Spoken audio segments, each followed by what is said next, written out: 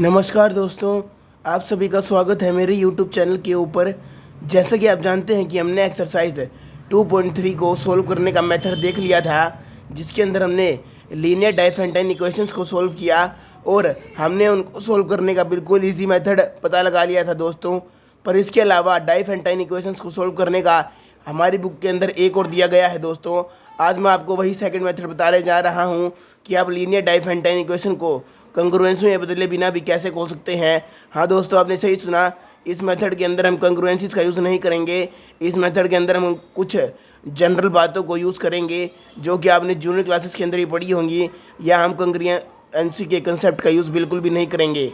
तो आइए दोस्तों, इस सेकंड मेथड को मैं आपको एग्जांपल नंबर 4 की सहायता से समझाता हूं, और ये मेथड आप अपने एग्जाम्स में और दूसरे क्वेश्चन में कहीं भी लगा सकते हैं दोस्तों।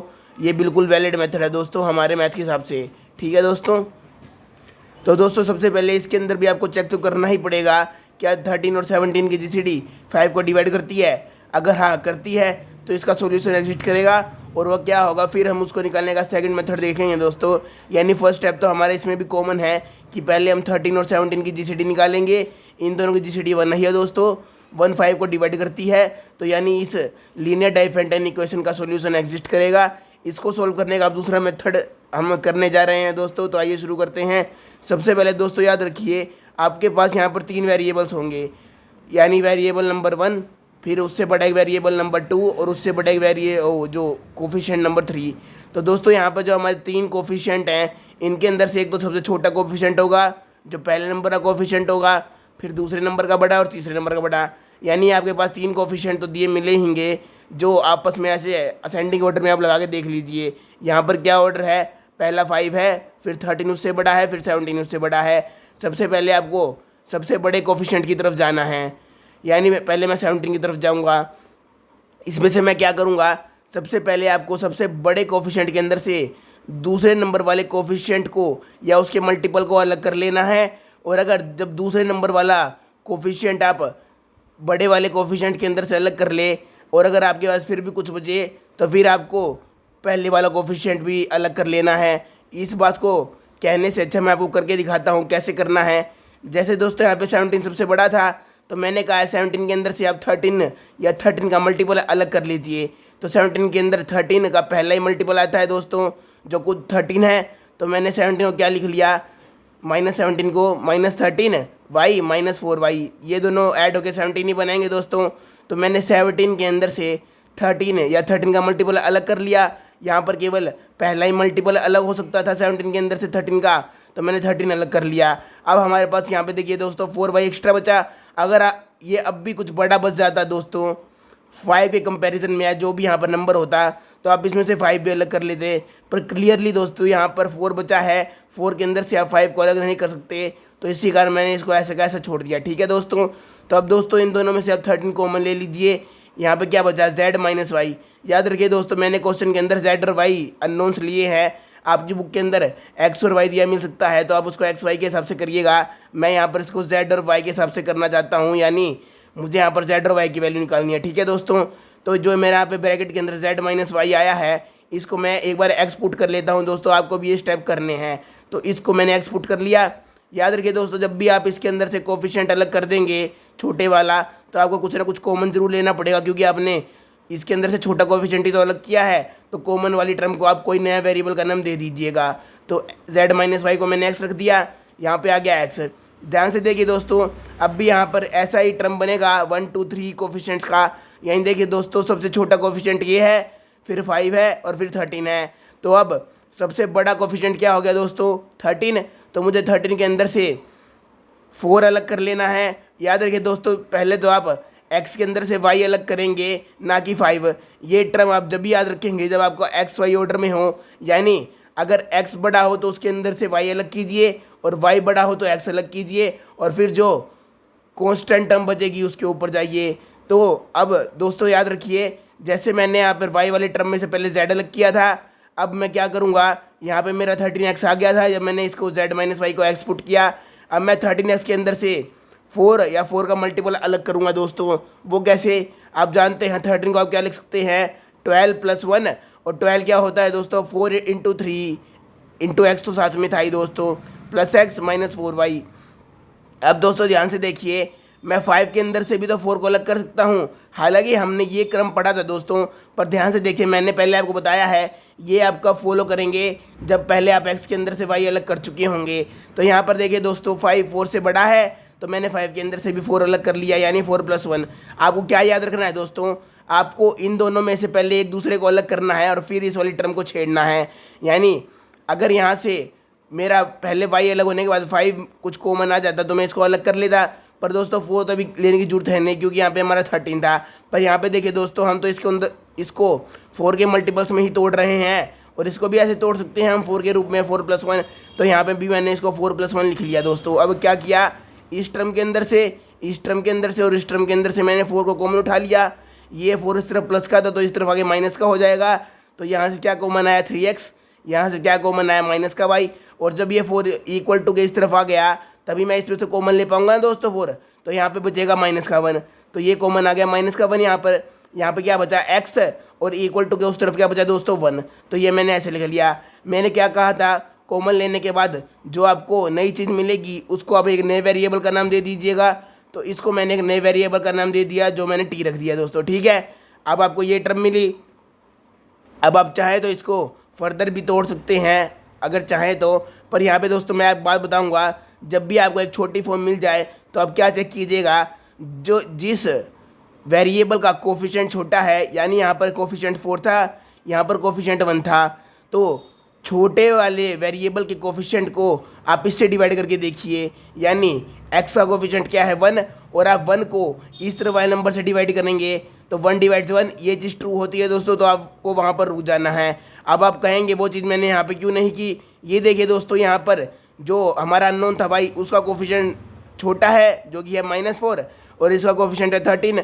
अब देखिए दोस्तों, 4 तो 5 को डिवाइड करता नहीं है, 4 डज नॉट डिवाइड 5, इसलिए हमको इसको फर्दर तोड़ना पड़ा आगे इसके मल्टीपल्स के रूप में।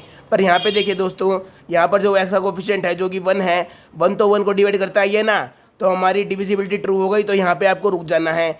याद रखिएगा दोस्तों, आपको वहीं पे रुकना है जहाँ पर स्मॉल वाला कोफिशिएंट जो भी नंबर इस तरफ बचा हो उसको डिवाइड कर देगा, ठीक है। इतनी बात आपको समझ में आ गई। अब दोस्तों क्या कीजिएगा आप, जब आपको ये वाली कंडीशन मिल जाए कि छोटे वाला कोफिशिएंट इस नंबर को डिवाइड करता है, तो जो दूसरा कोफिशिएंट था छोटे वाले से दूसरा कोफिशिएंट, उसको आप 0 मान लीजिएगा, ठीक है दोस्तों। तो दूसरे वाला कोफिशिएंट हमारा t था, तो मैंने t को 0 मान लिया। t को 0 मानने से क्या हुआ दोस्तों, पहले तो यहाँ पे t को 0 रख ही दीजिए, तो x = 1 आ गया। x की वैल्यू क्या थी z - y, तो z - y 1 आ गया। ऊपर से हमें एक इक्वेशन नहीं बनाई थी दोस्तों, यहाँ पर भी आप t को 0 रखेंगे तो 3x - y - 1 = 0 आ गया दोस्तों। तो यहाँ पे क्या आ गया, 3x - y = 1। x की वैल्यू इस इक्वेशन से हमारी 1 निकल गई थी जब हमने t को 0 रखा था। यहाँ पर x की वैल्यू 1 रख दीजिए, 3 - y = 1, y की वैल्यू निकल गई आपकी 2, ठीक है दोस्तों। उसी प्रकार यहाँ पर y की वैल्यू निकल गई, y की वैल्यू को अब आप यहाँ पे पुट कीजिए तो आपकी z की वैल्यू निकल जाएगी 3। अब दोस्तों ये हमारी z की पहली और y की पहली वैल्यू निकल चुकी है, यानी ये चीज़ किसके इक्विवेलेंट है। हमने देखा था जब हमने कंग्रुएंसीज के तरीके से इसको सोल्व किया था, तो हमारा कुछ अंदर ऐसा बचता होगा दोस्तों, ठीक है दोस्तों। क्योंकि देखिए मैंने z वाली टर्म को बाहर लिया है, यानी मैंने मोड के अंदर कभी कंग्रुएंसी के अंदर 70 लिया होगा तभी मेरी ये चीज़ आती। तो अगर आप इसको कंग्रुएंसी के तरीके से सोल्व करते तो आपको ये कंडीशन मिल जाती दोस्तों, z is congruent to 3 mod 17। और यहाँ पर मैंने बताया था ये पहला आंसर होता है, तो हमको यानी इस तरीके से पहला आंसर मिल गया। अब दोस्तों मैंने आपको क्या कहा था, आप कंग्रुएंसी को इक्वलिटी में कैसे बदल सकते हैं, z = 3 + 17y। तो यहाँ पर आपको एक जनरल मेथड लगाना होगा दोस्तों, यानी पहला आंसर आने के बाद आप जानते हैं इसके अंदर आप प्लस कर सकते हैं। क्या z है हमारे पास, तो हम z का कोफिशिएंट छोड़ देंगे, हम लेंगे y का कोफिशिएंट। पहले दोस्तों याद रखिए मैंने यहाँ पर y को सोल्व किया था, तो मैं पहले y को लूँगा, y को मैं क्या लिख सकता हूँ 2।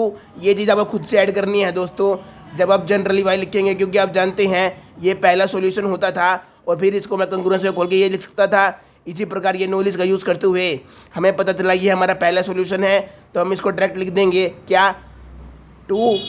यहाँ पे देखिए दोस्तों y का कोफिशिएंट छोड़ के x का कोफिशिएंट लूँगा मैं, यानी z का।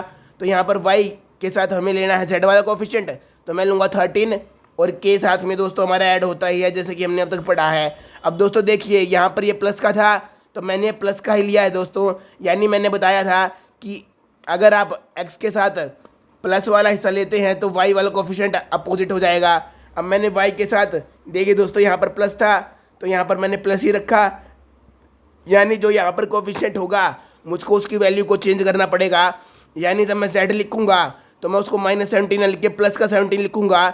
यानी जब मैंने पहले वाले कोफिशिएंट के साथ साइन चेंज नहीं किया तो मैं दूसरे वाले का साइन चेंज करूंगा। जैसे कि मैंने आपको पिछले क्वेश्चंस के अंदर बताया है कि एक कोफिशिएंट तो सेम साइन के साथ आता है, यहाँ पर प्लस का 13 था तो प्लस का 13 ले लिया दोस्तों, और जो दूसरा कोफिशिएंट होता है वो अपोजिट साइन के साथ आता है। यहाँ पर -17 था तो मैंने z को लिखते हुए यहाँ पे प्लस का 17 लगा दिया दोस्तों। ये चीज़ आपको ध्यान रखनी है कि एक कोफिशिएंट तो आएगा सेम साइन के साथ जो इक्वेशन के अंदर होगा, और एक आएगा अपोजिट साइन के साथ।